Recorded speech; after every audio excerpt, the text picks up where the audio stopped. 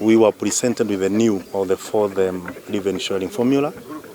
And unfortunately, we have seen new parameters like income distance, which has been introduced, while the sector-based formula has been dropped.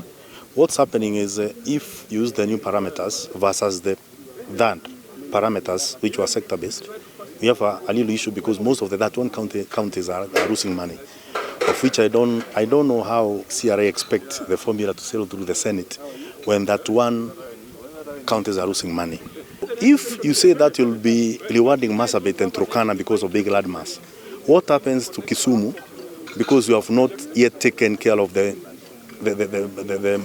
Lake Victoria? If you go to Mombasa, you should also include 2,000 nautical miles into the sea because that consists of the land for those coastal counties.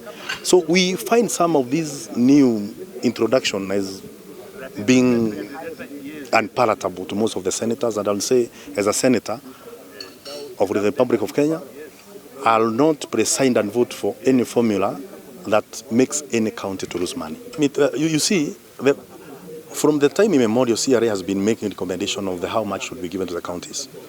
And the previous government and this government that we have today, they have never followed the advice which has been given by the CRA. So telling me that, for example, Kirinyaga County, which will be losing some money, we wait for any increment so that I can get the allocation which we used to get, is a fallacy. So for some reason, I better stay with what I have than wait to be given what is not there. Because, you know, historically, we know very well the government of Kenya never gives money according to the recommendation by CRA. So Kirinyaga will be losing anyway. Based on the allocation of 387 billion, the proposition or the proposal by CRA, if you run that particular simulation based on 387 billion, that one counties will lose. But CRA is arguing that they'll be looking for some 30 billion Kenya shillings to be able to do what they are calling a stabilization effect. But now the question that we have been having is how sure are we that we'll be able to get that CRA is going to get a 30 billion to stabilize so that no county loses. If some counties lose, of course, it means that the services that these counties have been offering will be affected negatively.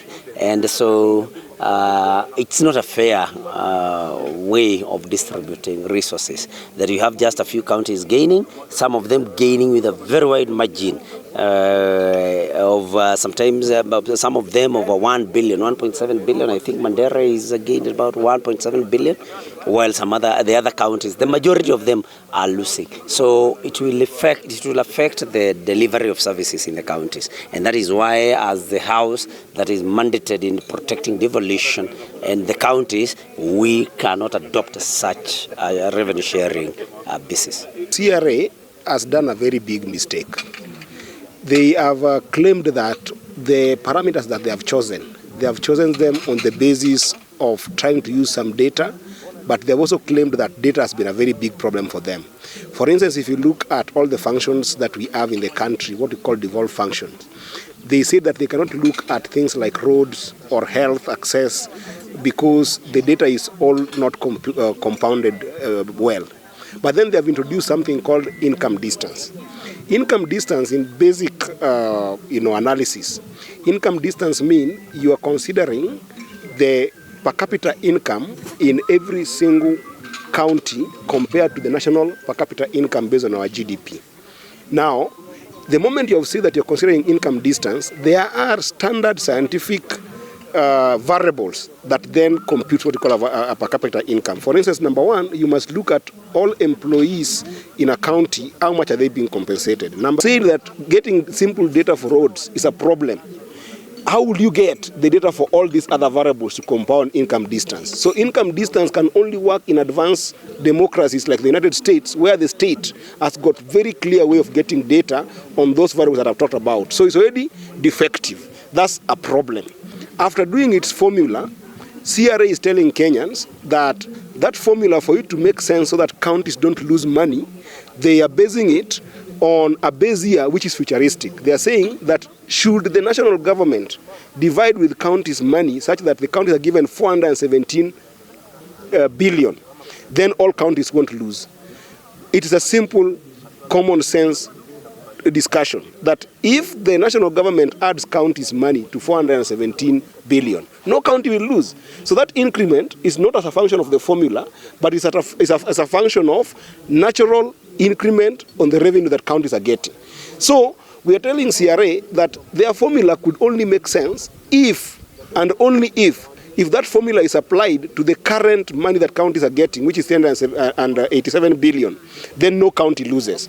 That's what is supposed to be the base year, including Migori County, which if you apply that formula that they have proposed into the current revenue that we are getting from national government, my county alone loses 200 million Kenya shillings. So it is a defective formula. It doesn't make sense because a formula should be applied on any year prior or the base year currently, and it should make sense. The last thing I wanted to talk about is the issue of geographical size as what KRA has used as a perimeter. Geographical size, if you look at under Article 6 of our Constitution, our Constitution defines our geography or geographical size of or territorial integrity of our country as both water and land. CRA is only using land in terms of looking at that allocation.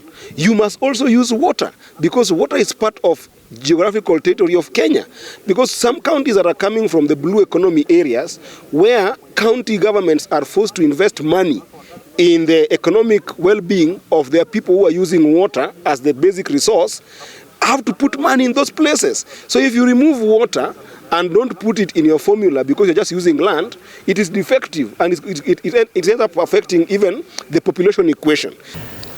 We have considered the geographical size of the county as a parameter. A county's proportion of the geographical size, but we have capped it at 10%, again based on the data that is provided in the Kenya Population and Housing Census of the 2019 Kenya National Bureau and Statistics data. Now, in implementation of the fourth basis, we have established what we are calling a stabilization factor. This is inbuilt in the formula.